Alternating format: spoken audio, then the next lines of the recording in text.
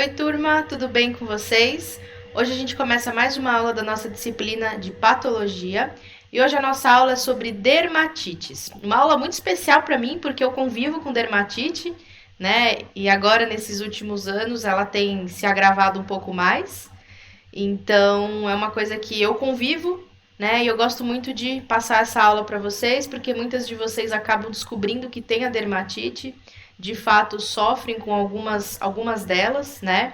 E é legal ver a evolução, o tratamento e ver como é que as pessoas elas conseguem muitas vezes se livrar da dermatite apenas mudando o hábito alimentar, mudando a forma de viver, o psicológico. Então eu gosto bastante dessa aula. Vamos lá.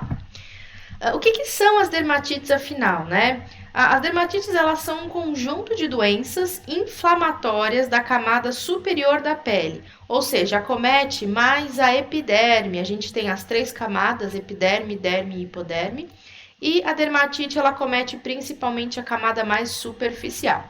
Vocês já devem ter ouvido falar do termo eczema, né? Eczema e dermatite são a mesma coisa, tá? Ambas palavras significam a mesma coisa, o conjunto dessas inflamações, né? Mas muitos autores ligam o termo eczema à dermatite atópica, a um tipo de dermatite apenas, e não ao conjunto delas. Aqui nessa imagem, a gente consegue observar bem, né, o processo da dermatite, a inflamação. E aqui a gente tem a camada da pele, epiderme, derme e a hipoderme. E quando a gente pega um zoom aqui da hipoderme, a gente consegue ver bem esse processo acontecendo. Então, primeiro, né, acontece a saída da pele, então a saída da parte superficial da camada córnea. Depois, penetram ali os alérgenos, né, os patógenos. E depois a gente tem a formação da inflamação. A principal característica de uma dermatite é uma pele avermelhada, com manchas, né? Muitas vezes pode sim se ter uma secreção. Então vamos entender mais um pouquinho sobre elas. Principal sintoma, hiperemia, ou seja, a vermelhidão, o edema pode ter um inchaço, exudação, ou seja, a saída de líquidos, crostas, escamação, vesículas, então algumas dermatites possuem as vesículas e o prurido que eu já disse para vocês que é a coceira. Então, a principal característica das dermatites é apresentar o sintoma da coceira. As dermatites, elas têm causas diversas e muitas vezes causas que não são conhecidas, né? Muitas vezes a pessoa convive com a dermatite a vida inteira e nunca sabe qual que é a causa, nunca sabe qual que é o fator que desencadeia aquela doença. Muitas vezes pode ser por causa da idade, então bebês, dependendo da idade, a pessoa ela tem a dermatite na infância, aí depois quando ela cresce ela para de desenvolver, muitas vezes é o contrário, então na idade mais avançada ela começa a desenvolver uma dermatite que ela nunca teve. O clima, então o frio, ele é mais propenso ao desenvolvimento da dermatite. Aspectos emocionais, isso aqui está muito ligado, né, à parte psicológica. O uso de medicamentos, então alguns medicamentos também levam ao desenvolvimento da dermatite. Uso de alguns cosméticos, o consumo de certos alimentos e certos objetos, porque a gente tem a dermatite com o uso, por exemplo, de anéis, né? Quem tem alergia ao níquel, dentre outros objetos aí que podem causar alergia. Então, alguns tipos de dermatite, a dermatite de contato, numular, de estase, a desidrose, que é a dermatite de pés e mãos, a dermatite atópica e a dermatite esfoliativa. Nós veremos todos esses tipos de dermatites na aula de hoje. Começando com a dermatite atópica.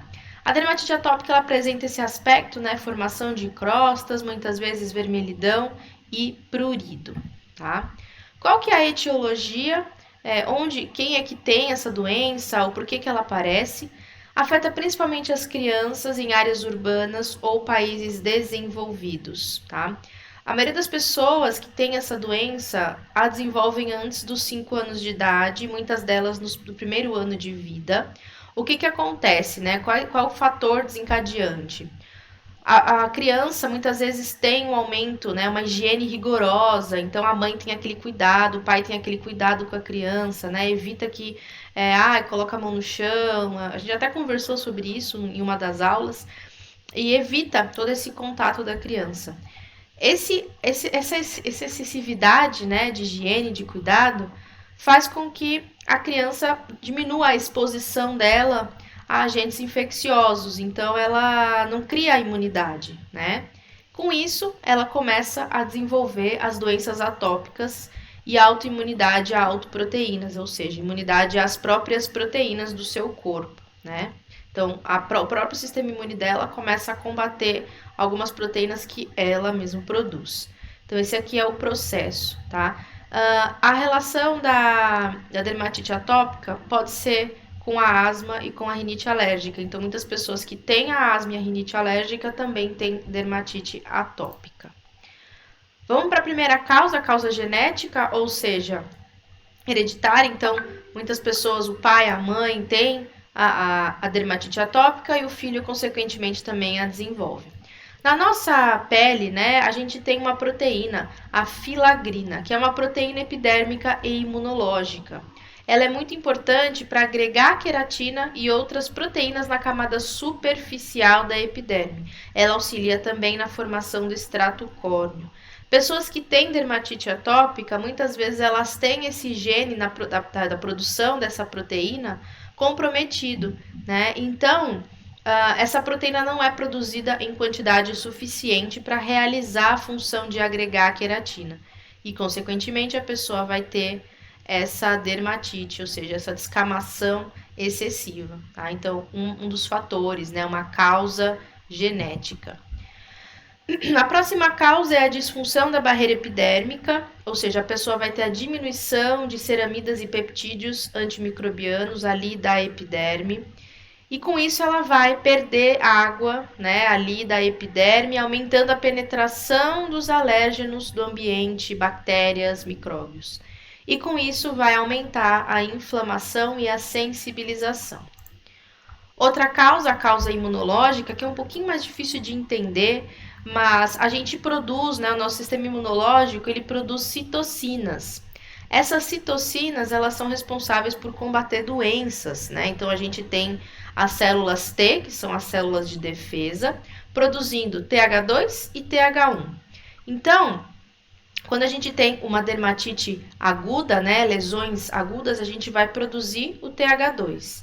E quando a gente tem lesões crônicas, uma dermatite crônica, ou seja, por toda a vida, a gente vai ter citocinas TH1, certo? Quando a gente tem uma infecção aguda, é uma infecção que a dermatite vem, né, fica e ela logo some. Quando ela é crônica, ela se mantém durante toda a vida, tá? Então, as causas imunológicas. Já as causas ambientais estão relacionadas muitas vezes aos alimentos, leite, ovos, soja, trigo, amendoim, peixe. Alguns alérgenos transportados pelo ar, então ácaros, fungos, pelos. Colonização da pele por Staphylococcus aureus.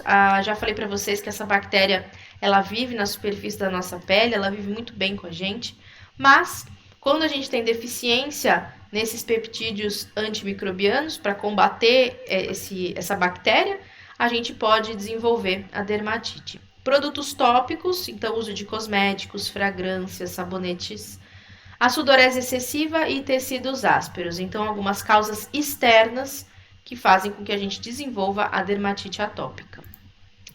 Quais são os sinais e os sintomas? A gente tem sinais na fase aguda e na fase crônica. Na fase aguda, as lesões elas são vermelhas, edematosas, formação de manchas ou placas escamosas que podem ser exudativas, ou seja, tem ali substâncias, secreções.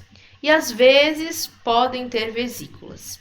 Já na fase crônica, o atrito e o ato de coçar, ou seja, o momento, toda hora que tem coceira, né, esse ato de coçar, criam lesões muito maiores e, consequentemente, a pele vai parecer mais seca e liquinificada, ou seja, com aquelas ranhuras, tá? Então, a fase crônica já é uma fase mais agressiva e com mais lesões, por causa também do alto trauma.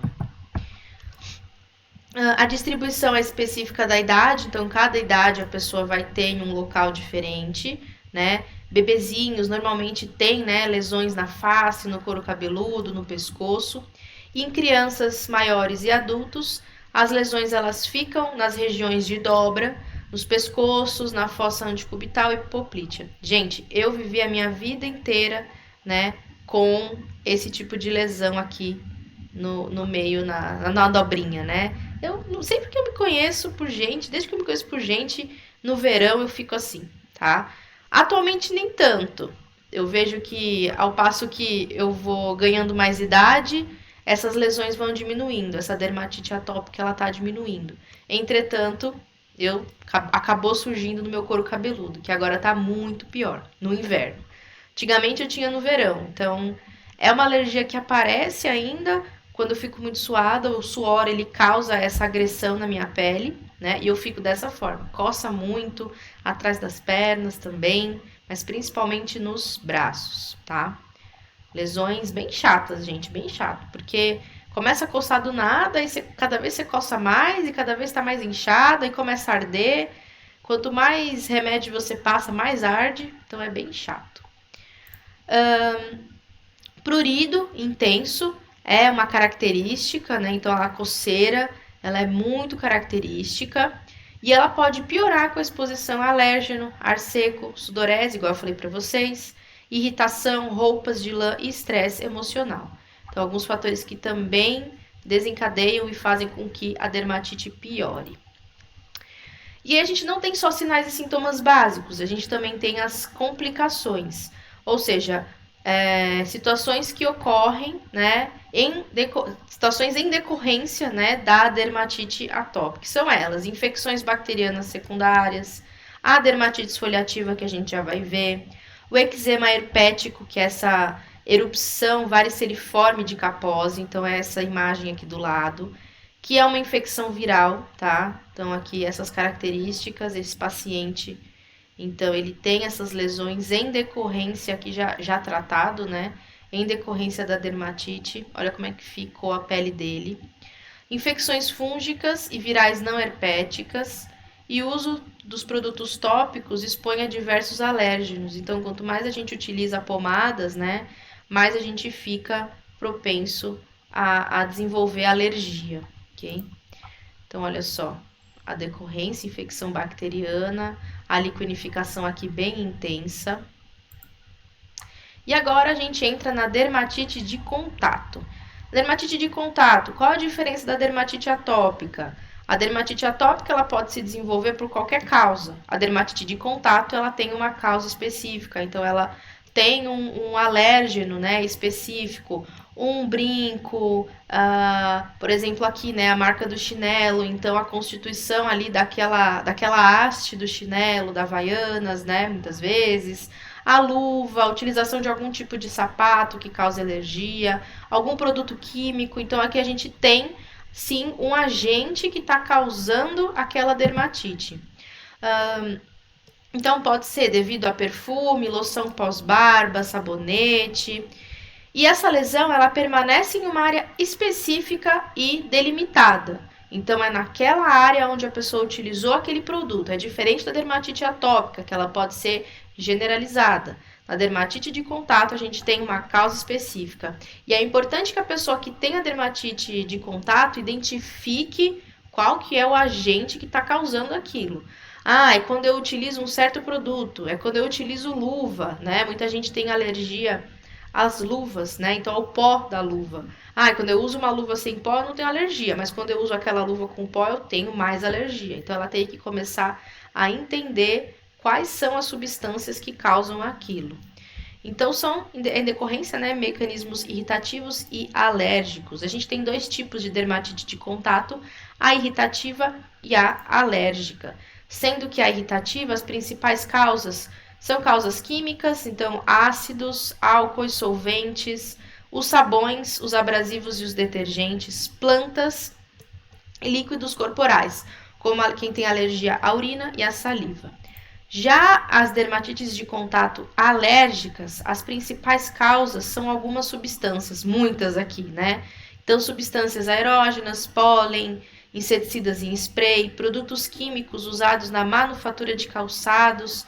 Então, por exemplo, alguns agentes para a produção do couro, da borracha, né? Então, alguns curtimentos de sapatos, cosméticos, depilatórios, esmalte de unha, desodorante, alguns corantes também para tintura de cabelo e tintura têxtil de tecidos, fragrâncias, né, que estão compostos aí em perfume, sabão, nos sabões mesmo, em produtos de uso doméstico, alguns agentes industriais como acrílicos, epóxis, tinturas, ingredientes em fármacos de uso tópico, então quando a gente passa esses produtos, né, esses fármacos, então alguns antibióticos, alguns antihistamínicos para alergia, lá, um antialérgico causando alergia, alguns anestésicos, antissépticos, estabilizadores, o látex presentes, né, em luvas, em catéteres, balões, preservativos, alguns compostos de metais e algumas plantas também que causam essa dermatite de contato alérgica.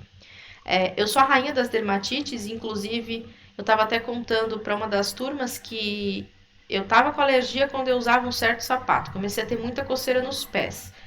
E eu não sabia o que que era, né? Toda noite eu tinha coceira, muita coceira na sola dos pés, eu não tinha nada.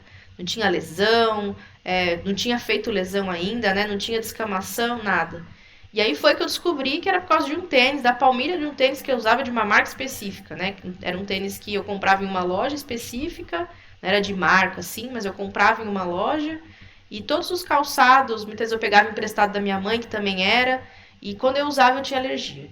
Aí eu parei de usar, comprei uma palmilha, coloquei lá dentro, então provavelmente ela era alergia de algum produto utilizado para produção, né, dessa palmilha.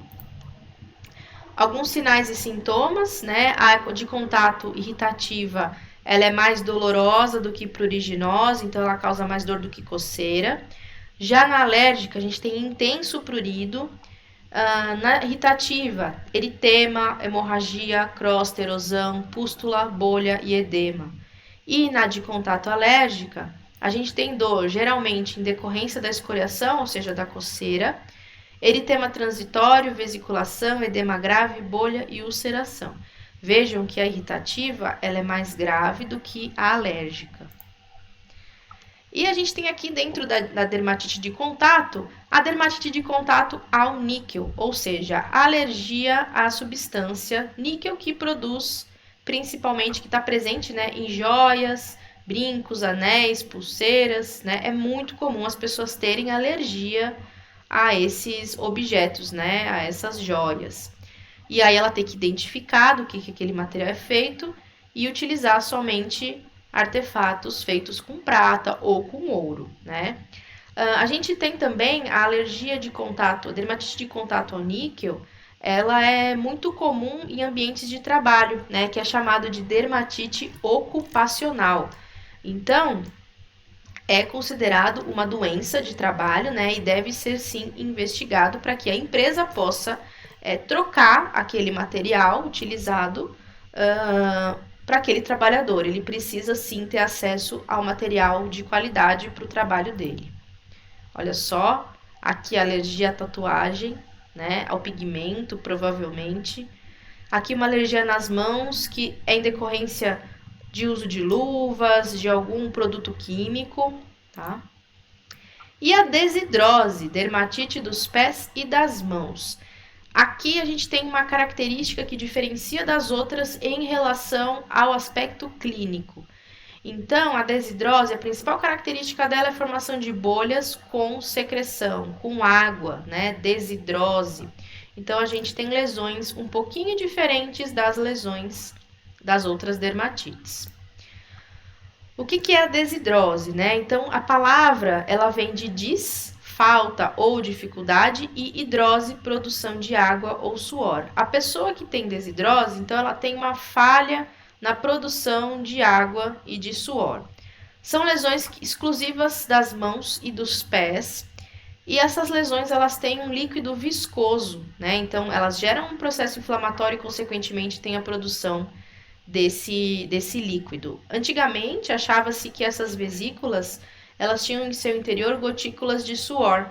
e que não conseguiam ser eliminadas. Então muita gente achava que a pessoa ela suava e não conseguia eliminar. Mas se a gente pensa em uma lesão na sola dos pés, a gente não tem tanto suor nessa região, né? Então eles identificaram que não era suor, e sim algum outro líquido. As causas, né? Então, pessoas que têm desidrose pode ser em decorrência da dermatite de contato, da dermatite atópica, de infecções fúngicas, de eczema desidrótico, psoríase e escabiose, né? Então, a gente já viu também a escabiose aí nas aulas anteriores. Então, algumas causas, mas a pessoa pode ter desidrose e não ter nenhuma dessas doenças e não se ter uma causa específica. Olha só a aparência das lesões. Então ficam bolhas mesmo de água. E pessoas que têm a desidrose, elas relatam que dá vontade de estourar essas bolhas, né? E qual é o problema disso? Você estoura, você fica com o ambiente suscetível para a entrada de micro-organismos, bactérias, né? Então esse é um dos problemas da desidrose, aqui nas mãos, nas solas dos pés. E aí a gente vem, né? Desidrose ou dermatite de contato? Qual dos dois que é? Na verdade, a desidrose está relacionada a um padrão individual. Então, vamos entender. Esse cara aqui, ele entra em contato com um determinado produto e desenvolve uma dermatite com sintomas de desidrose. E esse outro indivíduo, ele entra em contato com o mesmo produto e não adquire dermatite, porém, e adquire a dermatite, mas não a desidrose. Então, esse cara aqui, os dois entraram em contato com o mesmo produto, esse desenvolveu a dermatite com sintoma de desidrose e esse daqui desenvolveu a dermatite e não desenvolveu a desidrose. E o que está relacionado então? Não a natureza da substância, não é a substância que está causando a dermatite ou a desidrose, mas sim o próprio padrão individual. Cada um vai ter uma resposta diferente a um certo patógeno, a uma certa substância. Só vocês verem, tem gente que tem alergia a um produto químico e a outra pessoa não. Muitas vezes da mesma família até, né? Então a gente observa esse padrão. Próxima, dermatite esfoliativa. Olha só o padrão que diferente das outras lesões, né? Então aqui a gente observa, parece que a pele está sendo arrancada, né? Parece que a pele está ressecada. Então, dermatite esfoliativa. As causas, né? A gente tem principalmente uma rápida renovação da pele, então essa pele ela começa a se renovar. É muito confundida com a psoríase, a gente já vai ver o padrão da psoríase na próxima aula, né? E a causa é desconhecida, mas pode ser devido a doença cutânea pré-existente, ao uso de fármacos e a câncer também. Sinais e sintomas: prurido, coceira, mal-estar, calafrio, então já tem um sintoma mais generalizado, eritema difuso, distúrbio de termorregulação, deficiência nutricional e aumento da taxa metabólica. Então, alguns sintomas mais sistêmicos do que as outras dermatites que a gente viu. Próxima, dermatite numular. E o nome dessa dermatite é devido à forma da lesão, né? A gente viu lá no comecinho lá lesões elementares, né? Que a gente viu as principais formas. Então, ela tem forma de moeda. Então, daí que vem o nome da dermatite. É a única diferença. Como é que ela se apresenta? Uma erupção cutânea e pruriginosa, ou seja, coça, que é acompanhado por uma inflamação. Afeta indivíduos de meia idade, com pele seca, tá? As manchas são arredondadas em formato de moeda, né? É mais comum no inverno e atinge principalmente a face anterior, os membros superiores e inferiores. Olha só, característica, né?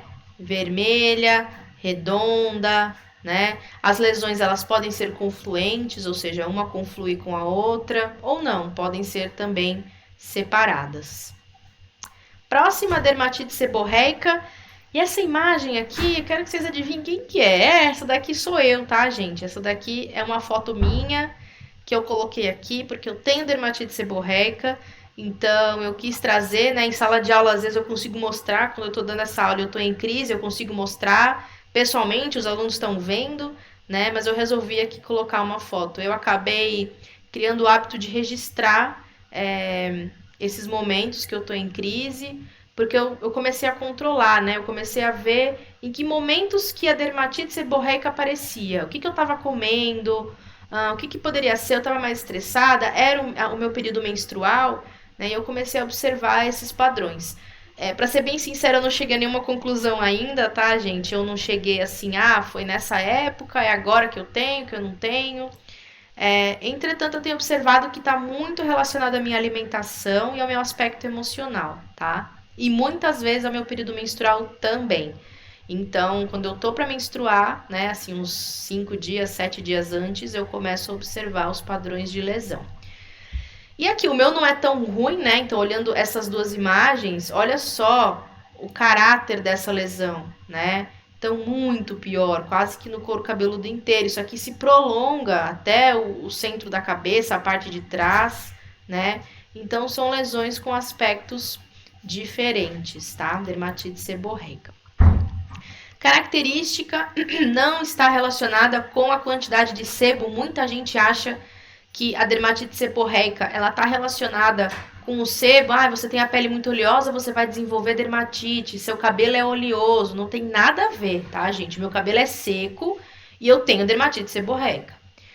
Muitos autores relacionaram a atividade da dermatite seborreica com o fungo presente na pele. Esse fungo aqui, Malacésia, vocês vão ouvir muito Malacésia furfur, né? Ele vive na nossa pele, muito bem, obrigado, mas muitos autores relacionaram a quantidade dele com a dermatite seborreica, ok? Mas isso aqui não está comprovado. Por isso que muitos médicos, muitos dermatologistas recomendam o uso de shampoos à base de cetoconazol para poder tratar a infecção fúngica e, consequentemente, melhorar a dermatite.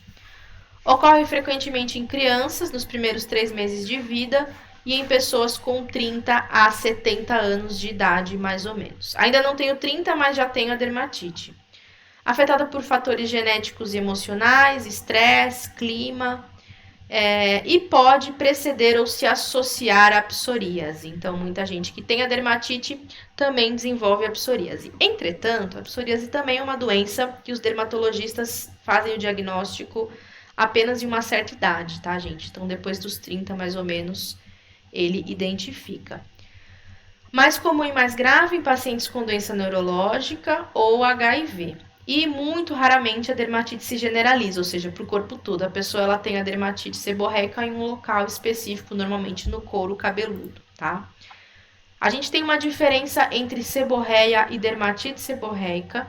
Então, a seborreia é a produção, né? É quando a pessoa ela tem esse sebo, né, no couro cabeludo, igual eu falei para vocês, o sebo não está, a quantidade de produção de sebo não está relacionada com a dermatite, porque a gente tem na dermatite a vermelhidão e o aspecto de inflamação do couro cabeludo, né? Vejam, é a mesma produção de sebo, entretanto, na seborreia não tem vermelhidão e inflamação e na dermatite tem, tá? Sinais e sintomas: se desenvolve gradualmente, apresenta flocos secos, né, a famosa caspa, e uma descamação difusa. Em pele seca ou oleosa do couro cabeludo, igual eu falei para vocês, o prurido é variável, ou seja, tem gente que tem coceira e tem gente que não tem. Em caso grave, pode surgir pápula amarelo avermelhada, descamativa por longo do cabelo. Então, normalmente a gente tem no cabelo todo, né? Eu tenho no cabelo todo feridas muitas vezes localizadas. Então, aqui eu tenho aqui no topo da cabeça, na parte de trás também. No canal auditivo, atrás das orelhas, isso aqui é dolorido, gente. Forma corte, parece que vai arrancar a pele fora, né? No canal auditivo externo, eu tenho também. Então, eu tenho muita coceira dentro dos ouvidos, né? Muitas vezes está associado também, eu tenho desenvolvimento de otite, então eu fico com infecção dentro das orelhas. Nas sobrancelhas, na axila, na região da base nasal, no sulco nasolabial e na região external. Pode sim desenvolver blefarite marginal, ou seja, ao redor dos olhos, tá? E irritação conjuntival. Vocês também vão ver uma foto minha com isso, gente. Eu coloquei sim uma foto minha com o olho todo inchado para vocês verem, tá? Tudo por causas educacionais. Não causa queda do cabelo, então muita gente acha que tem dermatite seborreica e o cabelo tá caindo por causa disso, não tem nada a ver, né? O cabelo tá caindo, você tem que identificar a causa, tá faltando algum nutriente, você tá usando algum shampoo errado, né? Então não tem nada a ver uma coisa com a outra. Claro que o hábito de coçar, né, faz sim com que você desenvolva ali, né? Você tá coçando, você tá friccionando aquele lugar, aquele cabelo pode cair por causa disso, mas não significa que por causa da dermatite você tenha queda de cabelo. Recém-nascido pode desenvolver a dermatite seborreica, tá? E crianças com mais idade e adulto podem desenvolver a placa descamativa no couro cabeludo. Então ficam essas placas grandes. Olha só, essa daqui sou eu, tá? E essas 3 imagens não sou eu. Essa daqui sou eu também. Então aqui é uma lesão que surgiu, acho que isso aqui foi de julho, se eu não me engano, do ano passado. Então, uma lesão que surgiu mais no meio da testa, né? Então, bem aqui no centro da cabeça. Parecia que eu tinha batido em algum lugar, mas descamava e coçava bastante. Eu fiquei até com como se fosse uma cicatriz depois, né? Porque a região ela ficou mais clara, o tom de pele.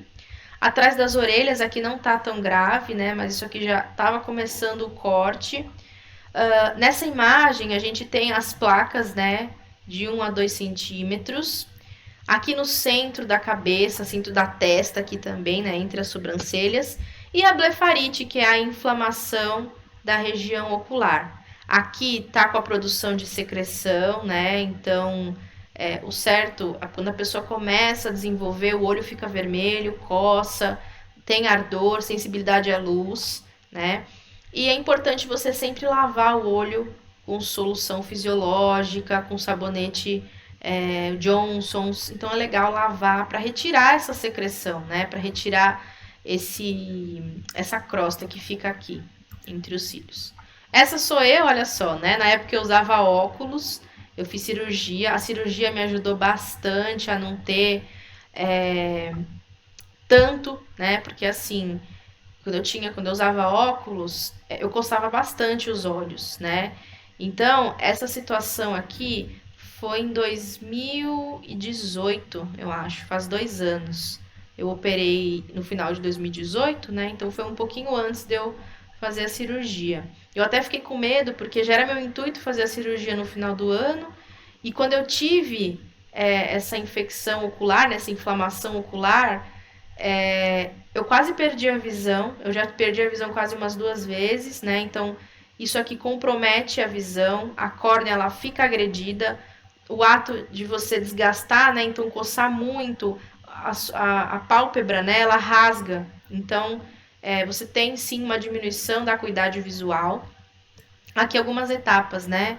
Então essa aqui imagem foi no mesmo dia dessa. Vejam que eu fiquei com uma bolsa aqui embaixo, bem inflamada, de um olho só, então não era conjuntivite, né? Porque o outro olho estava ótimo. Aqui já estava um pouco mais vermelho, mas já estava um pouco melhor. Aqui eu tinha acabado de coçar e eu tinha tirado foto para ver como estava, né? E aqui já estava um pouco melhor. Aqui já tinha melhorado, né? Bastante. Depois que eu fiz a cirurgia, eu percebi que o laser, ele também tratou a minha inflamação. Que o laser tem esse intuito mesmo, né? Um dos tratamentos para quem tem blefarite é fazer um laser na região ocular. Esse laser vai fazer com que o olho não fique tão ressecado, né? E não cause lesões desse tipo. Hoje em dia eu tenho ainda. Às vezes eu acordo, não consigo abrir o olho, né? Então, muitas vezes eu demoro, né? Para conseguir abrir o olho, né? Mas não é agressivo dessa forma. Eu também evito coçar, né? Depois que você paga uma cirurgia, porque eu paguei metade da minha cirurgia de miopia, né? O convênio cobriu metade, eu paguei outra metade. Quando você paga, você acaba, né, fazendo com que aquilo não estrague de jeito nenhum. Então foi o que aconteceu. Eu também tinha muito grau, né? Tinha 4,5, então sem óculos eu não enxergava nada. Em crianças também, a gente tem a dermatite no bebezinho, né? No couro cabeludo. E ela está muito relacionada ao estresse, ao consumo de alimentos gordurosos, bebidas alcoólicas, banhos muito quentes também, fatores climáticos e baixas temperaturas. Sempre que eu dou essa aula, muita gente fala: nossa, professor, eu tenho dermatite seborreica e eu nem sabia, né? Eu achava que era caspa, mas eu tenho todos esses sintomas. E quando eu como alguma coisa, né? Quando eu fico estressado, piora. Então a pessoa acaba descobrindo algumas coisas aí e as formas de tratar é sempre identificando as causas, tá? A próxima, a dermatite de estase. E a dermatite de estase, ela é um pouco mais agressiva também. Aqui a gente tem uma imagem com uma forte necrose, né? E o que que é? Uma inflamação das extremidades dos membros inferiores, causada principalmente pela insuficiência venosa crônica, né? Então, o sangue, ele se coagula e compromete a integridade dessas artérias, né? Da parte endotelial. Sinais e sintomas no estágio inicial vão ter alterações eczematosas, né? Então vai ter ali um eritema, descamação, exudato, formação de crostas, uma hiperpigmentação marrom avermelhada, então fica com esse aspecto, né? Parece que está sangrando a pele vermelha. E quando a insuficiência é crônica e a dermatite de estase não é tratada, a pessoa pode desenvolver uma ulceração, tá? Então olha só, a ulceração que desenvolveu aqui, né? Pus, crosta, né? Essa alteração da coloração da pele também, muito agressiva e muitas vezes confluente na parte inferior dos membros inferiores. Diagnóstico, avaliação clínica, teste para alérgeno. Aqui eu tô falando do diagnóstico de todos os tipos de dermatose, tá, gente? Normalmente você vai no dermatologista, ele faz uma avaliação, faz um teste de alergia para ver quais alérgenos isso faz com que piore, tá? O diagnóstico é clínico e guiado pela American Academy of Dermatology em 2003. Então aqui esse é o ano que eles seguem para identificar as dermatoses. Em geral é difícil o diagnóstico pela confusão com outras dermatoses, tá? Tanto as dermatoses de causas infecciosas que a gente viu nas aulas anteriores, tanto a psoríase, que é a nossa próxima aula, tá? Então tem aí uma confusão um pouco de qual dermatite que é, tá? Qual dermatose que é, qual que é a causa. O paciente pode desenvolver outras doenças de pele, mas nem todos os problemas devem ser atribuídos a essa dermatite. O tratamento, basicamente, cuidado de suporte, ou seja, hidratante, compressa, antihistamínico para coceira, evitar os fatores precipitantes, consumo de alguns certos alimentos, uso de alguns objetos, uso de corticoides tópicos, moduladores imunitários, quando a doença é grave, imunossupressores sistêmicos, ou seja, para abaixar a atividade do sistema imunológico. Em certos casos, fototerapia e o tratamento se a pessoa vir a desenvolver alguma infecção. Lembrando que vocês da estética têm um papel essencial em quem tem dermatite, né? Já tem alguns tratamentos estéticos que aliviam muitos dos sintomas das dermatites, né? Então, tratamentos com argilas, tratamentos até de alívio daquela vermelhidão. Então, é sempre importante vocês terem um diagnóstico, né? Saberem o que aquele paciente tem para vocês desenvolverem o melhor protocolo de atendimento para ele. Bom, espero que vocês tenham gostado dessa aula. Eu expus aí a minha dermatite para vocês, né? E quero saber de vocês se alguma de vocês tem dermatite, sofre com isso, para a gente conseguir debater um pouquinho, tá? Tchau, pessoal. Bons estudos.